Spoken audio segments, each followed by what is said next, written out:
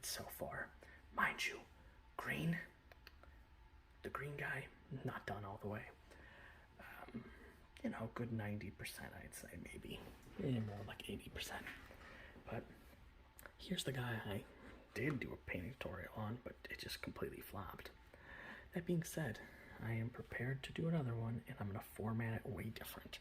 I'm just, instead of showing you the whole thing, I'm going to say, okay, I'm going to do this step. Fast forward, the step's done. I'm going to explain what I'm doing for a split second, and then just stop, do it. So I'm going to pause and unpause the video and splice it all together, and it's going to save a lot of time and memory space and length. So I'm going to have to do that, but I'm doing it here with this frost giant and maybe another giant or two. But what I have here is what I tried to do the painting tutorial on. This is a brass dragon is what this guy is.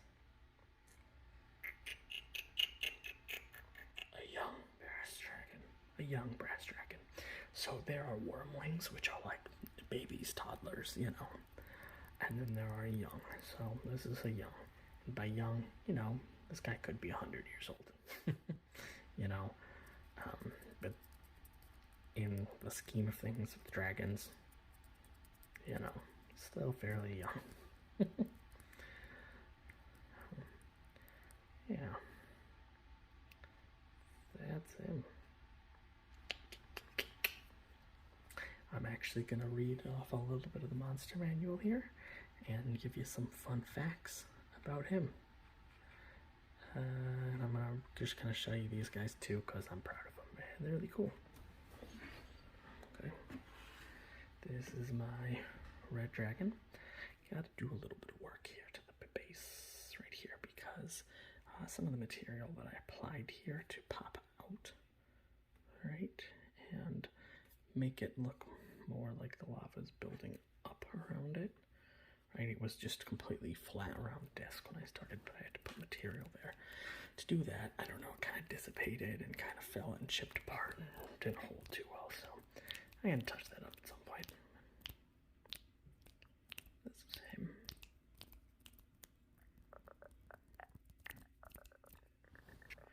Okie. And we also have this copper dragon, and he's called a copper dragon not because he is a police officer, but because he is a copper colored dragon.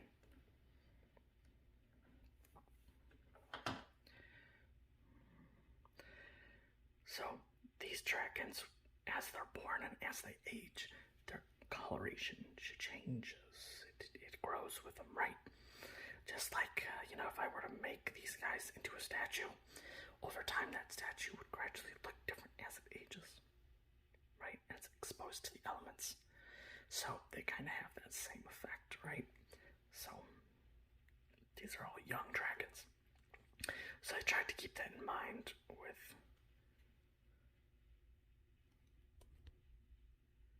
my paint job.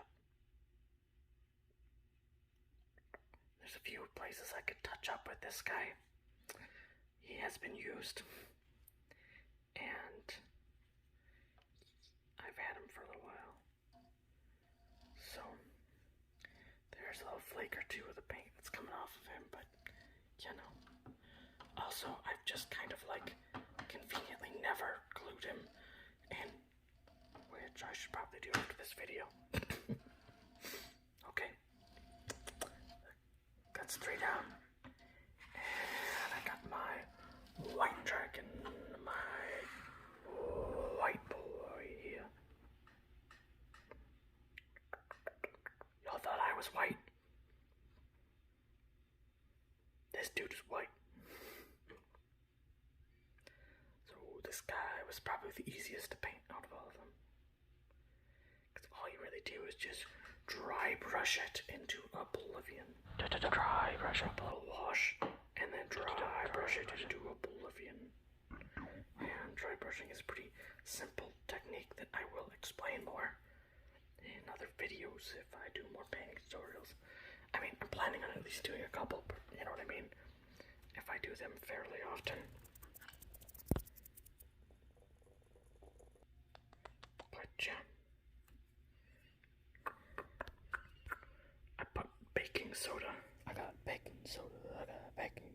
using this little stand here to add little snow patches on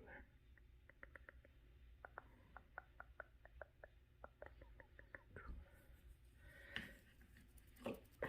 And my green dragon, I actually bought him the same day I bought him. I just did him first, so he's not all the way done. And obviously I haven't done the base yet. So all these minis came this exact same color, this white color. Yeah, and then you paint him up. So he's not completely painted, you know. I'm gonna paint these black. I haven't painted, like, you know, there I haven't painted. On his nails, I haven't really done anything to his face.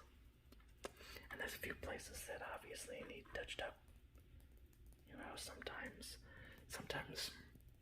when you are painting and you don't have like a proper paint stand, you know, like me, things happen and you touch the model and some of your paint gets on your fingers.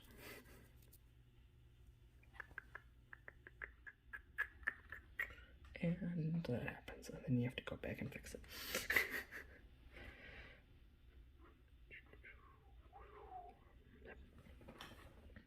I really like his wings.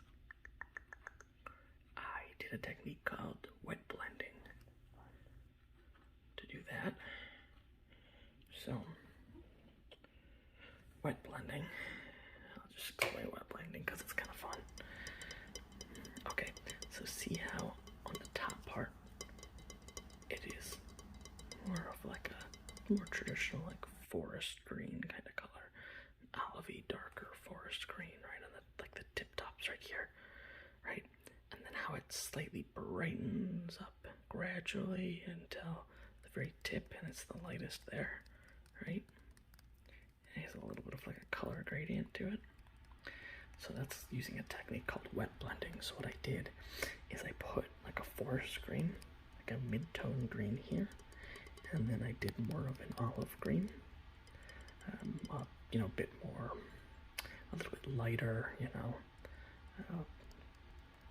kind of green, and then so like medium, a soft medium, I guess you could say, and then like lime green. So I just put a little bit in my brush. I put a little section by section. I put some here of the mid to light, and then the super bright.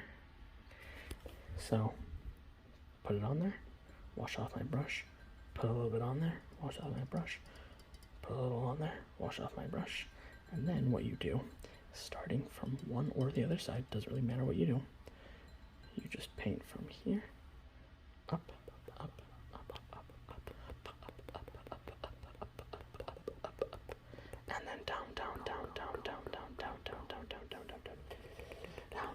And what that does is it just blends the color together in a nice way. So I actually have a paintbrush, so I'll explain it a little bit more. You start from here, right? So you have like a patch of bright, of a medium, and a dark. Or you can even just do it with two colors. But then you just paint from here, like this.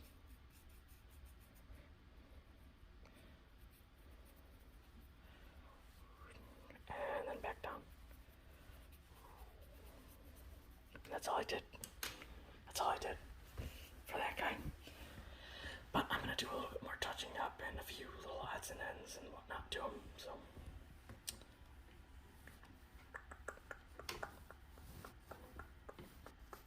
Alright, this is my gold dragon.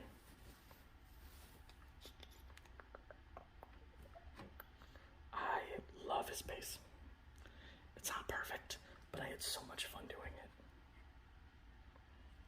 Okay, because it just gives you this rocky part here, and then a plain black rounded base. And I bought a bunch of gold glitter and these little foam balls. I've actually used them in another video. It's little foam balls, you know, like styrofoam kind of looking balls. And I just painted them, and I chopped them in half and whatnot, and I I painted them different bright colors to look like gems. You know, the reds, the greens, the blues, little dabs of colors, just to look like, you know, little gems and diamonds and jewelry and whatnot, mixed in with that pile of gold to make it look like he's on top of his treasure, like he's guarding his treasure.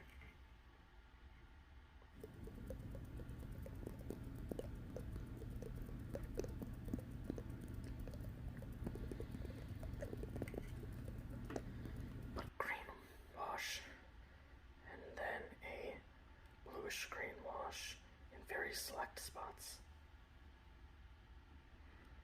for that cool effect on his wings. To make him look slightly aged. He's still a young dragon, but that's why I didn't go overboard with it. And I did it in a cool little pattern, only following, you know, the ridges here, his bone wings, and not like all of his membrane. And that's what I got so far. That's what I've got so far. As far as dragons go. So now, I'm just gonna read a few fun things about dragons while I have you here. Okay, starting with the brass dragon. And there is the monster manual version of him. So I tried to stick pretty close to the source material. I do differ a little bit on it, you know. It's not exact, but I do take my inspiration and also, like, you know, things about the lore and how they age, how their colors change, you know, into consideration when making these guys. So,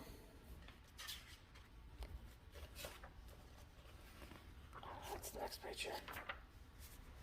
Just gonna read you a little bit here. Okay. So, story time. The most gregarious of the true dragons, the brass dragons crave conversation, sunlight, hot, dry climates. A brass dragon's head is defined by the broad protective plate that expands from its forehead and the spikes shooting from its chin. I'll show you. Wabam. From his chinny chin chin chin chin chin. From his chinny chin. Defined by its cool head crest there. It's got crest, and I'm not talking to toothpaste company.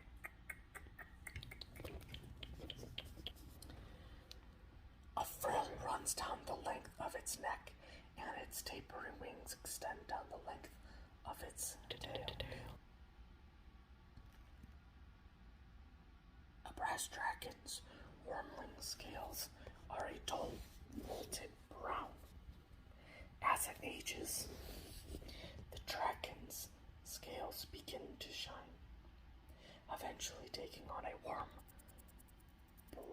burnished luster. Its wings and frills are molten grain towards the edges, darkening with age. As a brass dragon grows older, its pupils fade until its eyes are molten metal ores. Boldly talkative, a brass dragon engages in conversations with thousands of creatures throughout its long life, accumulating useful information which it would gladly share for the gifts of treasure. If an intelligent creature tries to leave a brass dragon's presence without engaging conversation first, the dragon follows it. If the creature attempts to escape by magic or by force, the dragon might respond with a fit of, I don't even know that word, bike, bouquet, paqua, P-I-Q-U-E, I don't know, using its sleep gas to incapacitate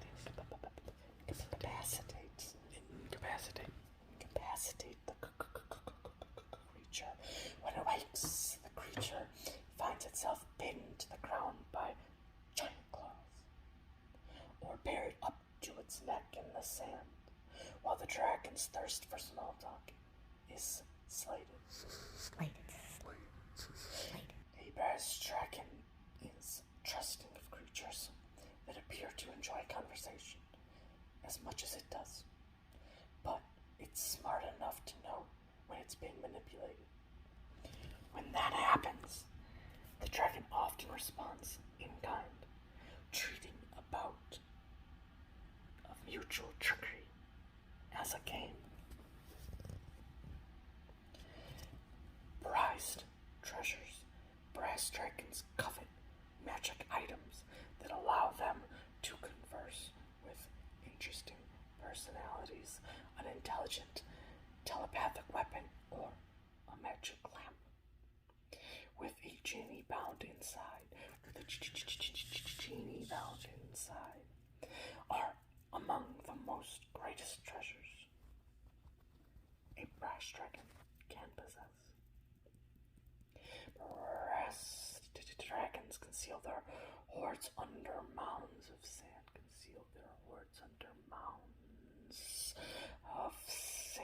Or in secret places for their primary layers. They have no trouble remembering where their treasure is buried, and therefore have no need for maps. Adventurers and wanderers should be wary if they happen upon a chest hidden in an oasis or a treasure chest. Treasure chest. Cash. To cash a treasure, cash. So Nathan, tucked away in a half-buried desert room, for those might be parts of a brass dragon's hoard. And he will interrogate you unmercifully for years upon years if you try to take his hoard. So, good luck with that, folks. Good luck with that, folks. Good luck with that, folks. Hey, actually, I randomly just thought about it. I have one more dragon that I didn't even show you. Within arm's reach.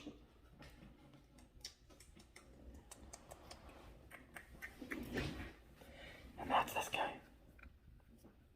My silver dragon.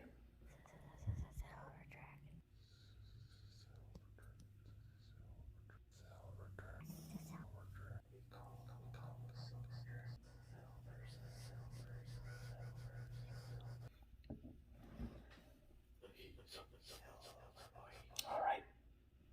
And that's gonna be the video. That's gonna be the video.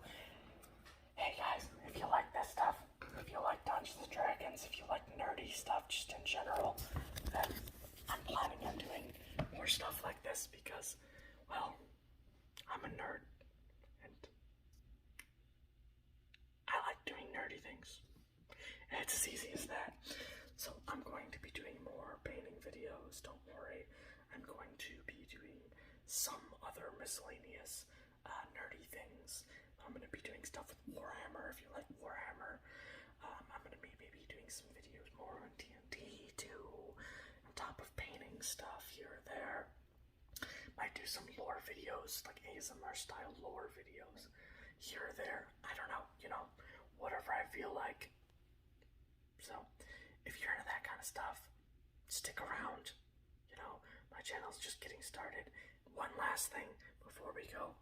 I'm going to put a link in the description. I think I'm going to go back and put more links in the description of new videos and old videos. But I have a Redbubble account. So, if you haven't heard of Redbubble, not a sponsored video by the way, but I would gladly do that. But I don't think my channel's nearly big enough to get a sponsorship yet, I'll be completely honest. But anyway, I have a Redbubble account. So what that means is if you go to redbubble.com and find anything, any product that they sell that I have designed and buy that, then I will get a commission for it. So I actually do have products, art products, and cups,